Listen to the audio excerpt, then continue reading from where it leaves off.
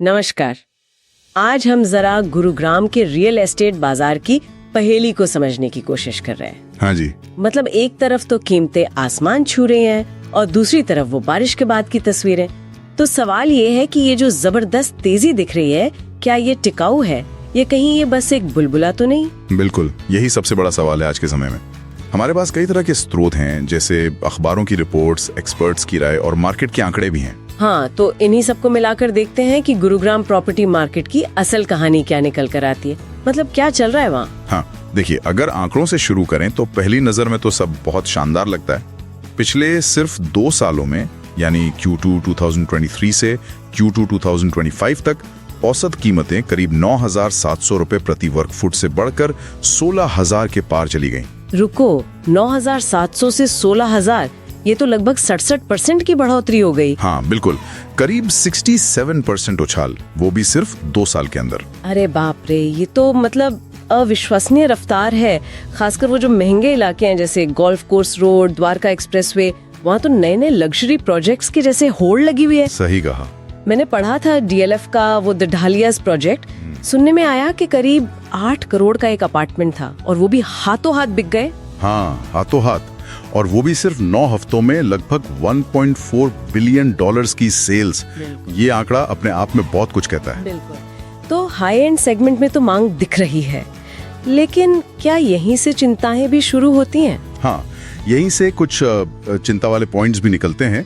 सबसे पहली चिंता तो सप्लाई को लेकर है। देखिए, 2025 की पहली तिमाही में ही करीब 28 नए लग्जरी प्रोजेक्ट्स लॉन्च हुए। 28 एक तिमाही में? हाँ, और वो जल्दी बिक भी गए। लेकिन कई एक्सपर्ट्स का मानना है, या यूं कहें कि एक अंदेशा है, कि अगले 2 से 4 साल में इतनी ज्यादा नई प्रॉपर्टी मार्केट में आने वाली हैं कि कीमतों पर दबाव बन सकता है। अच्छा, मतलब जरूरत से ज्यादा सप्लाई हो सकती है। हाँ, ये एक संभावना है। और दूसरी बड़ी चिंता जो उभर कर आ रही है वो है सट्टेबाजी की। सट्टेबाजी मतलब ये कि क्या ये तेजी असली घर खरीदारों की वजह से है, या फिर उन ट्रेडर्स की वजह से है जो जल्दी खरीद कर दाम बढ़ने पर बेचकर मुनाफा कमाना चाहते हैं। बिजनेस स्टैंडर्ड की एक रिपोर्ट इसी तरफ इशारा कर रही थी। अगर ट्रेडर्स ज्यादा हैं तब तो ये एक तरह से कमजोर नींव हुई ना। बिल्कुल, क्योंकि ट्रेडर्स की मांग तो सेंटिमेंट पर आधारित होती है, वो टिकाऊ नहीं होती। आज है, कल शायद ना हो।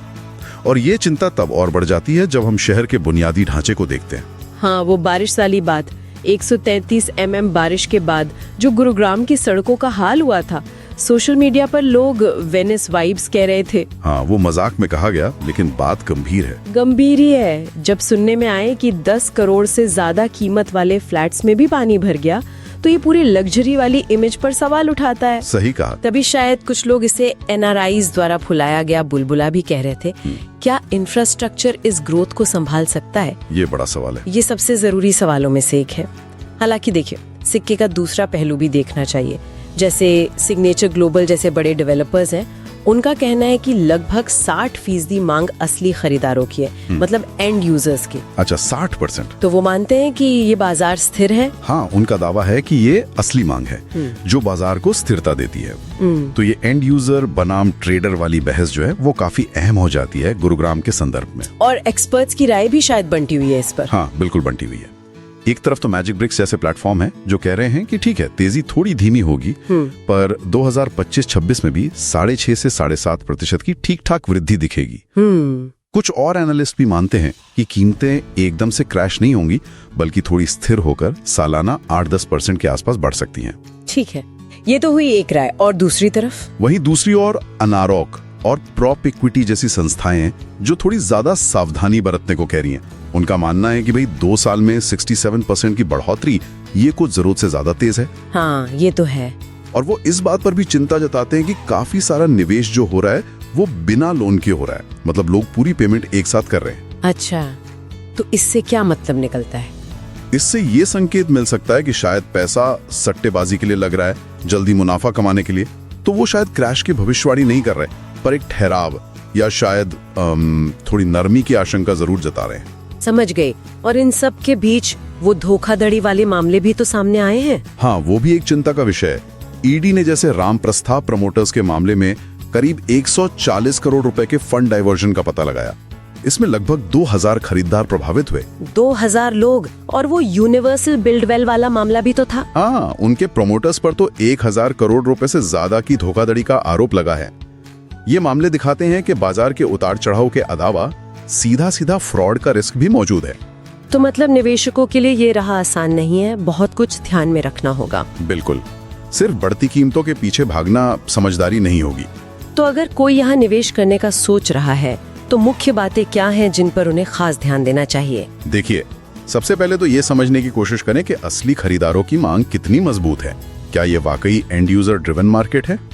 दूसरा, लोकेशन बहुत जरूरी है, लेकिन सिर्फ चमक दमक देखकर नहीं, बल्कि वहाँ की बुनियादी सुविधाएं, खासतौर पर पानी की निकासी, ड्रेनेज, कनेक्टिविटी, इनकी असलियत क्या है ये जरूर देखें। हाँ, वो बारिश वाला अनुभव ध्यान में रखना चाहिए। बिल्कुल। तीसरा, अगर कीमतें बहुत ही तेजी से बढ़ रही हों या सट्टेबाजी की बातें ज्यादा सुनने में आए या फिर धोखाधड़ी की खबरें हों तो सावधान हो जाएं। मतलब भावनाओं में बहकर फैसला ना लें। हाँ, डेटा देखें। शायद 6.5% से 10% सालाना वृद्धि की उम्मीद रखना आज के माहौल में ज्यादा यथार्थवादी हो सकता है, ना कि 30-40% की। तो कुल मिलाकर गुरुग्राम का रियल एस्टेट बाजार एक मिली जुली तस्वीर पेश कर रहा है ना। एक तरफ तेज विकास के कारण भी हैं, जैसे हाई एंड प्रोजेक्ट्स की बिक्री। हाँ, और एंड यूजर डिमांड का दावा भी है, लेकिन साथ ही बुलबुले के खतरे भी उतने ही साफ नजर आ रहे हैं। सट्टेबाजी के संकेत, आने वाली सप्लाई का डर, वो कमजोर बुनियादी ढांचा और ऊपर से धोखाधड़ी की जोखिम। तो यहाँ निवेश का फैसला बहुत हद तक इस पर निर्भर करेगा कि निवेशक कितना जोखिम ले सकता है, कितने समय के लिए निवेश कर रहा है और उसने कितनी गहराई से अपनी जांच पड़ताल की है। बिल्कुल सही। तो सवाल वही है, क्या ये एक मजबूत नींव वाला घर बनेगा या फिर ताश का महल साबित होगा? और शायद उससे भी बड़ा सवाल ये है कि क्या मौजूदा बुनियादी ढांचा जो अभी ही चरमराता दिख रहा है, वो भविष्य की इस कथित ग्रोथ का बोझ उठा भी पाएगा या नहीं। मुझे लगता है इसी सवाल के जवाब में गुरुग्राम रियल एस्टेट का भविष्य छिपा है।